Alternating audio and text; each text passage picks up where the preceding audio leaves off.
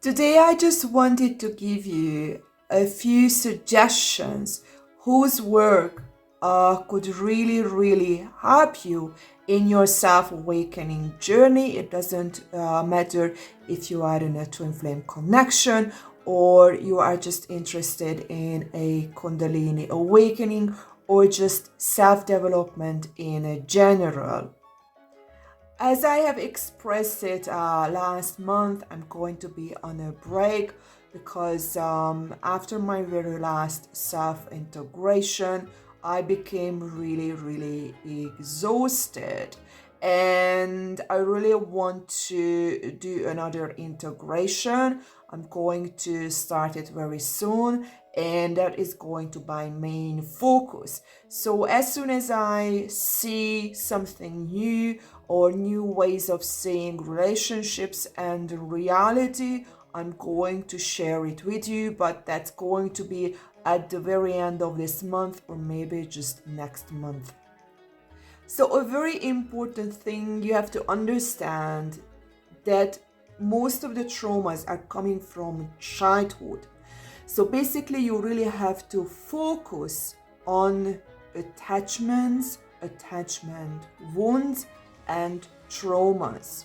Because when you were a little child, you made wrong assumptions because you didn't have the right resources and you didn't have the ability to access other parts of your nervous system. So this is not your fault. This is the most important thing. You have to be able to forgive yourself, but now you have a chance to rethink, revisit your whole life and see your compulsions, see your weaknesses very differently. That these are coping mechanisms that you came up with as a very little child because you didn't have anything better to come up with. You had shitty parents because their parents were shitty as well and their parents were shitty as well. So you are not only breaking the cycles within you, but you are also breaking a generational trauma as well. That's not only in your family, by the way. It's generally very social as well. It's in our society as well. So I'm going to give you the names of 5 people who I find, I would say, the most helpful. I went through a lot of research in the past, I would say 6 years, to understand myself, to understand my relationship, to understand my struggles. And I started, I would say, really with psychological terms. I got really into this. I would say like understanding personality disorders, especially when we get into this codependent and narcissist dynamics. But I will be really honest, I found it very unhelpful because in my opinion, psychologists or not psychologists, that wouldn't be true, the field of psychology is actually toxic. That's my opinion, because they say, and this is the stupidest thing, like it shows how fucking stupid they are, I swear, not the psychologists or the field, that they say that okay, we are so bloody smart, there are these narcissists, and we identified that they have a very strong self-image and they hate to be criticized. And these people are so evil because we cannot help them. But at the same time, they tell them that they have a disorder. To the people who have issues with criticism and oh my god, it's just, I don't know. Can they really think? Anyway, so that's the reason I found psychology very unhelpful. I'm not saying that you shouldn't read it at all. I would say like just leave it on like 10-20% on the side, Because the problem is they really like to pinpoint out people through behaviors, and that's a very, very external way of saying that's a bad behavior. This is kind of like the new religion. And what I found, and the problem is that it actually makes you blame the person as well. That that's a bad person. You start to identify threats and disordered people. So it's very, very unhealthy. I believe that in the next century, psychology is going to, I'm not saying the field, like the way we see people now is going to be seen as toxic. Just as they did with, by the way, they said that being gay was a personality disorder as well. And we now know that it's not true. And they sent people to jail, and they said that, that's anyway, I don't want to get into it. I'll just get upset. So I found that if you really look into trauma and attachments, that is a lot healthier, because you don't identify people as good as bad. You identify people as they were traumatized children, and that's how you see yourself. So when you see yourself that, okay, you were a victim, because that's the truth. You were a victim of your parents and your society. That's why you have unhealthy behaviors. You didn't have the right tools. You didn't have the right guidance around you. But now you are empowered. You don't stay as a victim. You use the knowledge, you use the tools, you use guidance that you didn't have access to as a child, and that is going to give you the biggest help in your life. And that's what I've seen, I would say, the biggest help in understanding other people: attachments and traumas. And these are going to be the people I'm going to list. They all have books, but they have millions of videos on YouTube as well, and they are very, very entertaining as well, by the way. So they are not these boring professors that you are just like, oh my god, when you get to the point. So they are very interesting to watch. The very first person is Dr. Dan Siegel.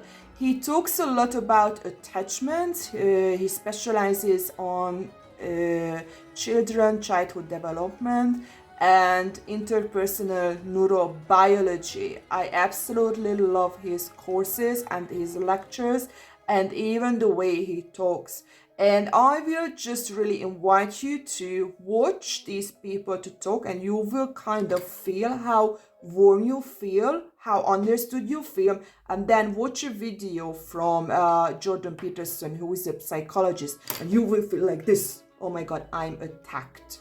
There is a huge difference how they talk about human condition, and that's very important when you want to understand yourself and others, that you have to be able to forget about this right and wrong kind of thinking and labeling people. And that's how you become more accepting towards others.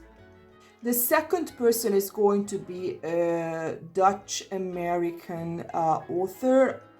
He is, again, absolutely amazing. He wrote the book The Body Keeps the Score. He really specializes on trauma and how the trauma is stored in the body, and it really explains, especially if you are a chaser, that as soon as, because it's in your nervous system, as soon as this trauma gets triggered, you lose complete control. All the blood and all the energy actually gets out of the head, where you could control yourself. I really found his work reassuring. I can't pronounce his name, so I'm going to just, you can see it on the screen. But again, he has lots of videos as well. And also he has done a lot of research what you can do to overcome this trauma. The third person is a brilliant professor. He has lots of lectures completely free from Stanford University, and his name is Dr. Robert Sapolsky. He has amazing books as well. I'm a huge fan of him, and he has an excellent video. I highly recommend you to look for it by his name and type free will, that we have no free will, where he very specifically explains. He is a neurobiologist, excellent, and also he's a primatologist. So he has been he has spent like 4 decades, or always when he has the summer off, in Africa to check chimpanzees. I learned a lot about especially the bonobo monkeys from his research. The 4th person is going to be Dr. Gabor Maté, who is a Hungarian-born Canadian researcher and psychologist. He specializes again on childhood trauma and addiction, and I really want to pronounce his name perfectly. Finally someone pronounces it, because in reality he's Hungarian just as I am, and his perfectly pronounced name is Gabor Maté, which basically means Gabriel Matthew. And the very last one is one of my favorite professors again. He's a professor at Duke University with one of my favorite subjects, and it's behavioral economics. And his name is Dan Ariely. He's from Israel.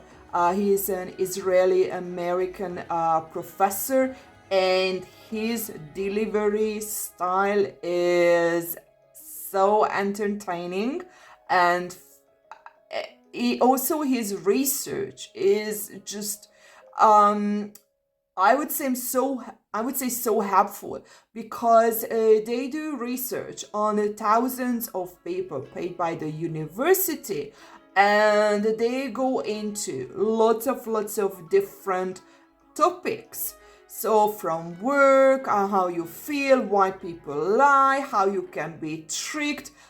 I absolutely love his work, and he has an excellent book where he really explains how we believe that we are so rational, but we are so full of shit, because our subconscious has the ability to strongly influence us. And he really uses it, especially with marketing, and how the marketers, the companies know these things, and how they can really trick you to basically buy what they want you to buy. So I really love his work, and I highly recommend you just to watch a few of his videos. He is just so hilarious. And if you have good authors or people who have really great ideas, you can also leave a comment below to suggest it to others. But for now, that's all I can say. I'm wishing you a very lovely January.